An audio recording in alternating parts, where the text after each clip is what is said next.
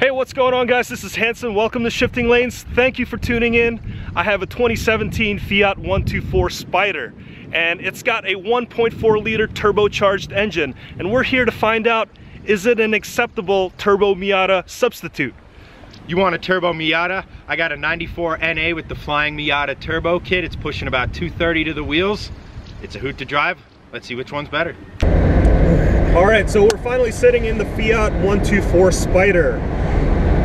Just to give you some history of this car, back in 2012, Mazda and Alfa Romeo decided, let's build a small, lightweight, rear-wheel drive sports car. Fiat. Such a great idea. Alfa Romeo, actually. Really? That's when it first started, yeah. Okay. So after some corporate restructuring, basically Fiat Chrysler Association decided that Alfa Romeos are going to be built solely in Italy, because this one's going to be built in Japan. They were like, no Alfa Romeos. We're gonna find a brand. So eventually they decided on the Fiat, and essentially they revived the 40-year-old nameplate, the 124, and now we're sitting in the Fiat 124 Spider. So essentially this is the sister car to the Mazda Miata ND. If you took off the shift knob and the Fiat badge, it'd be extremely identical in here.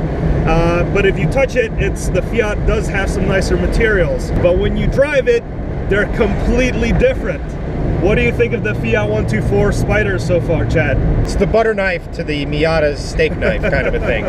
You know, this thing is, if all you want is a two-seater, 40-ish convertible, and you like a bit of Italian flair, you would get this. If you're more of the enthusiast who really just wants to go for a drive and doesn't want a car that attacks the senses, then you would go for the Miata. Personally, I'd go for the Miata, but to each their own. I totally agree. I think one car isn't specifically better, in my opinion. They just do different things well. They do different things well. Of course, the Miata is naturally aspirated. All your power is at the top end, so you really have to wring it out. And when you're actually driving that thing, it feels like you're on edge when you're driving it hard, and it could feel a bit frenetic. With this one, I think all that power is in the mid-range section, so I feel it's more commuter friendly. You basically just downshift on your way home from work, and boom, suddenly you're at peak power.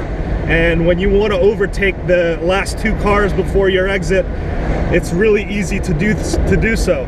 Well, on that point, downshifting, there is one detriment to this being a small engine turbo car, and that rev matching becomes difficult. I understand not everyone is going to be doing that, but damn it, I am, and that's another reason to lean towards the Miata, in my opinion. This is a lightweight car. It's about 2,400 pounds. It's about 100 pounds heavier than the Mazda Miata ND. But it does have more power. This thing has 160 horsepower and 184 pound-feet of torque, compared to the Mazda Miata's 155 horsepower and 148 pound-feet of torque. Again, different modes of delivery. This has that mid-range punch.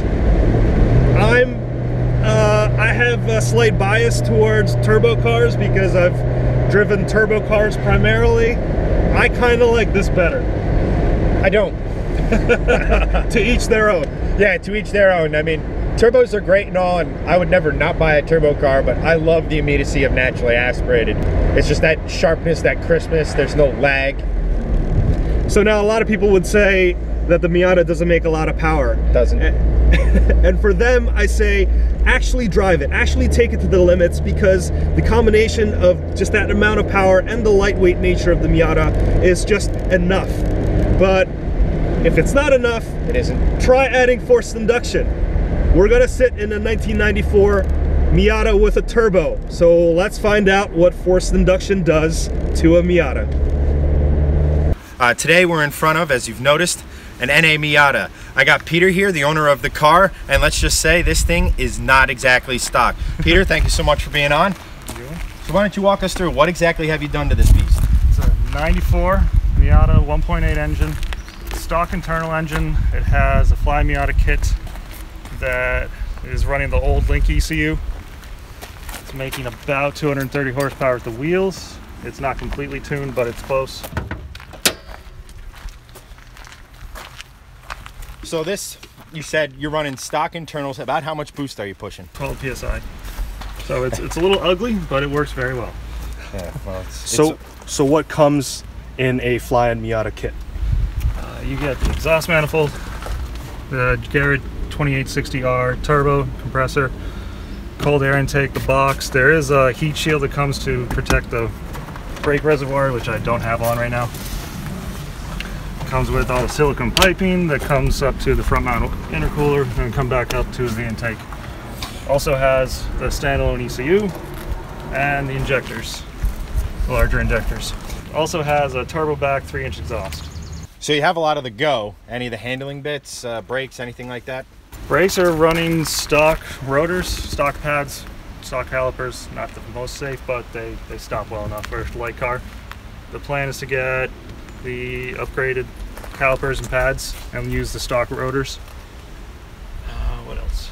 Coney adjustables on the 4 corners and the hard dog roll bar.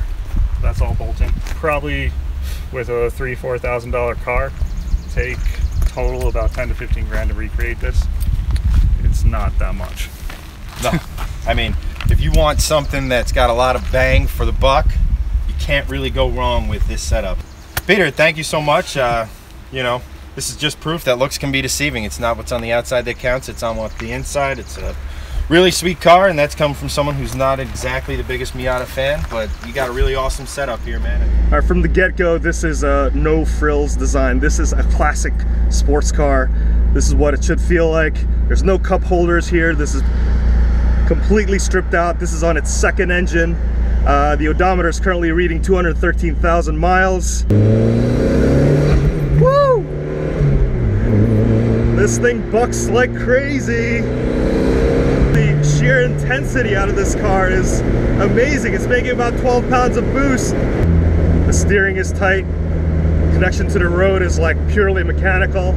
There's a significant exhaust leak that I'm smelling right now, but whatever. I'm in the open air. It's a beautiful day, relatively, and you could hear the Fiat 124 right behind me trying to goad me into going a little bit faster, but no. It rattles. There's the sheer amount of power. It reminds you that this is made for driving. This is not made for commuting. This is why people fall in love with these cars. It's so cheap secondhand. You know, Chad's not a big fan of the Miata platform. I'm not a big Miata guy, but god damn is this thing fun. I'm willing to bet that he's gonna change his mind once he steps in this car. In some ways, this reminds me of a supercharged Jaguar F-Type. Just the ability to play with your right foot and make all these amazing sounds. It doesn't have the same exhaust note as the Jaguar F-Type, but damn, does it make up for it in the engine bay. It's awesome. Sorry if I can't come up with other adjectives than incredible or super awesome or amazing, but that's what the Turbo Miata feels like. It's such a riot. I dare not break loose on the rear end here, because that might just mean terrible things. If anyone's ever confused as to what is meant by Miata is always the answer, drive one. Own one. Borrow one. I don't care. Drive one, any Miata, preferably the one with a turbo, and just have fun with it, because it's quite amazing. This thing is an absolute monster to drive. I know the words monster and beast aren't usually thrown around with the Miata. However, this thing is. The clutch is heavy. The brakes are heavy. The shifting, you got to really put it in there. And that is all fantastic. I love that sort of stuff. If any of you have followed any of my stuff, you know there's a couple requirements that I have in a car. It's got to be fun to drive, and it's got to be a manual box. This thing has it. It's got the power. What would I do? Not much. I'd probably put a little bit bigger brakes on here. I'd probably redo the master cylinder. You know, this is an old car. It's an old car that's been tuned on, and that's things you face. But that's the fun of owning cars, is to get in there, work on them, make them yours. Anyone can write a check and go get, say, a 2017 Fiat 124 Turbo. But to build something, to make it your own, to actually put in the time, that's what it's all about, man. So at the end of the day, I would obviously take this over just about any Miata that's out there. Sure, this thing's a little rough around the edges, but it just does not matter. It's what's under the skin that matters, and you got 230 horsepower of beautiful manual goodness in a car that weighs practically nothing. Come on, it doesn't get much better than that. It's exceptionally twitchy. I mean, yes, that's a byproduct of this much power in a car with this short a wheelbase, but these are all tiny little things, and with the tunable suspension you can kind of tune some of the twitchiness out. One of the really cool things about this car is it is an absolute sleeper. You look at it, you don't think it's much. You look at it again, you realize it's a Miata, and you're just kind of laugh it off. Then they hit the throttle, and you realize there's something a little bit more going on.